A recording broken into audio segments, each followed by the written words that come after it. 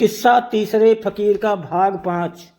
किस्सा तीसरे फकीर का। मैंने उनसे पूछा, ऐसा क्या हो गया कि तुम लोग इतनी दुखी हो और यहाँ से विदा होने की बात क्यों कर रही हो? तुम्हें कहाँ जाना है और क्यों जाना है? भगवान के लिए मुझसे सारी बातें कहो। अगर तुम किसी संकट में हो और तुम्हें मेरी सहायता की आवश्यकता है तो मुझसे जो भी सहायता बन पड़ेगी वो मैं करूँगा। उन्होंने कहा, कुछ नहीं हो सकता। भगवान की यही इच्छा है कि हम लोग हमेशा के लिए अलग हो जाएं और आज के बाद न आप कभी हमें देखें न हम आपको देखें। आपकी तरह पहले भी यहाँ कई लोग आए और फिर ऐसे अलग हुए कि हमें आज तक उनका कोई हाल मालूम नहीं हुआ। वही बात आपके साथ होने वाली है। ये कहने के बाद उन सभी ने विलाप करना आरंभ कर दिया। मैं घबरा उठा। मैंने उनसे कहा कि तुम लोग साफ साफ बताती क्यों नहीं कि तुम्हारे दुख संताप का कारण क्या है? उन्होंने कहा कि हम आपको क्या बताएं, क्यों दुखी हैं। ये समय हमारे आपसे सदा के लिए बिछुड़ने का है। हाँ, एक बात है कि अगर आपको हमसे मिलने की उत्कट इच्छा हो और उसके लिए जो प्रतिज्ञा करें उस पर दृढ़ रहें तो हम लोगों का आपसे मिलन हो भी सकता है। मैंने कहा, मेरी समझ में कुछ भी नहीं आया कि तुम्हारी बातों का अर्थ क्या है। मैं तुम्हें ईश्वर की सौगंध दिलाता हूँ कि सारी बात को साफ समझा कर कहो। अब उनमें से एक ने कहा, सबसे पहले तो आप ये समझ लीजिए कि हम 40 शहजादियाँ हैं। हम लोग इस स्थान पर 1 वर्ष तक आमोद प्रमोद के लिए आया करते हैं। इसके बाद 40 दिन आवश्यक कार्यों के लिए अपने अपने देश चले जाते हैं। 40 दिन बाद फिर 1 वर्ष के लिए हम इस महल में आ जाते हैं। कल हमारा ये वर्ष पूरा हो गया है, इसलिए आज हम लोग आपसे विदा ले रहे हैं। यही कारण है हमारे शोक और विलाप का। हम यहाँ से जाने के पहले आपको यहाँ के 100 कोठों की कुंजियाँ सौंप जाएंगे। हमारे पीछे आप अपना जी बहलाएं, लेकिन हम आपको कि आप स्वर्ण द्वार को न खोलना। अगर आपने इसे खोला तो हमारा आपका मिलन फिर कभी न हो सकेगा। लेकिन हमें मालूम है कि आप में इतना आत्मसंयम नहीं है कि उस द्वार को न खोलें। आप उसे जरूर खोलेंगे और हमेशा के लिए हमसे बिछुड़ जाएंगे। यही कारण है कि हम सारी शहजादियाँ दुखी हैं। अगर भगवान ने आपको सद्बुद्धि दी और आपने उस स्वर्ण द्वार को न खोला तो आपको कभी कोई दुख न होगा। आप संपूर्ण आयु चैन से बिताएंगे और हमारे साथ हमेशा आनंद करेंगे। लेकिन अगर आपने हमारे कहने के विपरीत किया तो आपको बहुत अधिक शोक और कष्ट होगा और आपके कष्ट से हमें भी दुख और कष्ट होगा। हम फिर आपसे सौगंध देकर कहते हैं कि इस स्वर्ण द्वार को न खोलना। हमसे वादा कीजिए कि आप ऐसा नहीं करेंगे, कि आप हमसे हमेशा के लिए बिछुड़ जाएं। हम वैसे इस स्वर्ण द्वार की चाबी अपने साथ भी ले जाएंगे, जा सकते हैं, किंतु ये अच्छा नहीं मालूम होता कि आप जैसे जिम्मेदार और बड़े आदमी पर अविश्वास करें और चाबी आपके हाथ में न दें।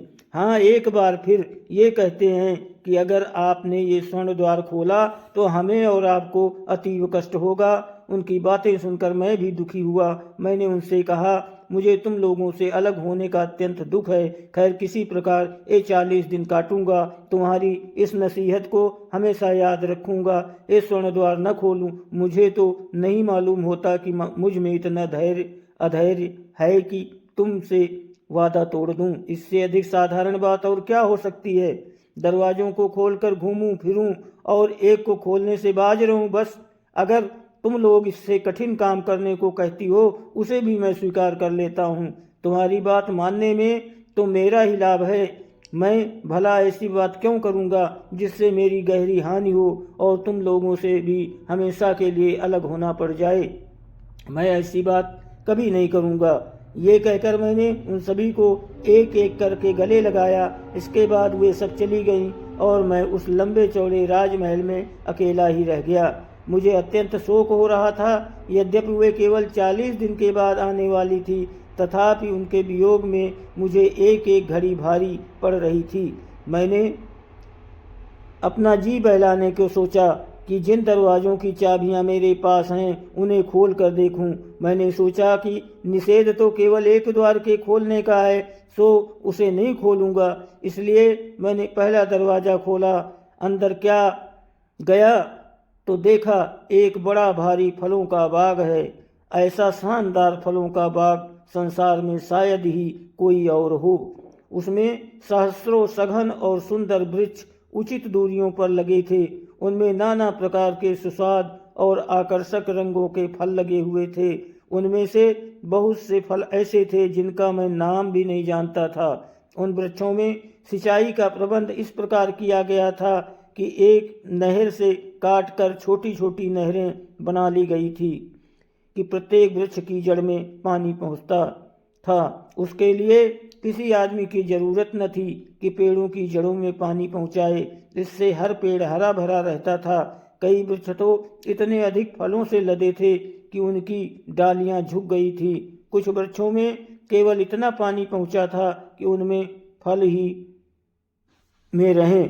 बाग को ऐसे बुद्धिमानों ने लगाया था कि केवल उतना पानी पहुंचने का प्रबंध था जिससे वे सदैव हरे भरे रहें और ऐसा न हो कि सड़ गल जाएं। और बहुत देर तक उस बाग में घूमता फिरता रहा। वहाँ बहुत सी वस्तुएं थीं जिन्हें देखकर मुझे आश्चर्य होता और मैं प्रत्येक वस्तु को ध्यानपूर्वक देखता। फिर मैं उस बाग में वापस आया और उसके दरवाजे में ताला लगा दिया। फिर मैंने दूसरा दरवाज़ा खोला। उसके अंदर एक फूलों का बाग था। पहले बाग की जैसी कारीगरी ही से इस बाग के हर पौधे में उचित मात्रा में पानी पहुंचाने का प्रबंध किया गया था।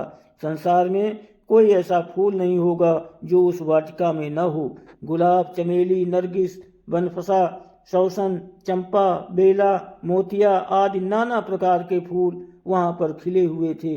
उनकी सुगंध हवा में भरी हुई थी और उसके कारण मस्तिष्क को बड़ा सुख मिल रहा था।